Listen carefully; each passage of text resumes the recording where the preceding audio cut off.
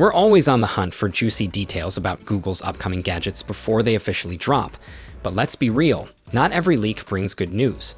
Case in point, this latest Pixel 10 spec dump. While we now have a pretty solid idea of what the Pixel 10 is shaping up to be, thanks to earlier renders and this newly leaked spec sheet, it's hard not to feel a little underwhelmed. Seriously, Google, what's going on here? Let's rewind a bit. A fresh leak from Android headlines just dropped, claiming to reveal the final specs for the base model of the Pixel 10. And let's just say there are a few surprises, and not the good kind. The biggest eyebrow raiser, the camera setup. If you were hoping for a big upgrade, pump the brakes. According to earlier leaks, we were expecting a 50-megapixel main sensor, one first 95-inch, a 13-megapixel ultra-wide, and an 11-megapixel telephoto. Not flagship killers, but solid stuff. But now?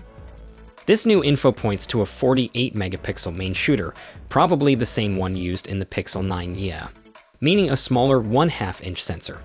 The ultra-wide, dropping down to 12-megapixel, and a telephoto lens, borrowed from the Pixel 9 Pro Fold, is back again, but with no real improvements.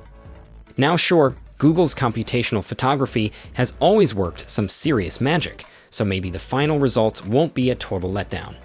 But let's be honest, hardcore Pixel fans who care about top-tier cameras will notice the downgrade. The new telephoto lens might redeem the setup, but we won't know for sure until we get our hands on the phone. And that's not all. Apparently, the base Pixel 10 is skipping out on a few more features. Android headlines also reports that it won't come with a vapor chamber cooling system, though that might not be a deal breaker since Google's switching to TSMC chips, which are generally more efficient. But wait, there's more, sadly. No Wi-Fi 7. No support for Google's fancy ultra-res zoom. And if you were hoping for ultra-stable video recording, sorry, that's reportedly not coming to the base model either. At the end of the day, the Pixel 10 will probably still be a decent phone. But if you're someone who wants the best of what Google has to offer, it's looking more and more like the Pixel 10 Pro is where the real action's gonna be. The launch is just around the corner, so we won't have to wait too long to see how it all plays out.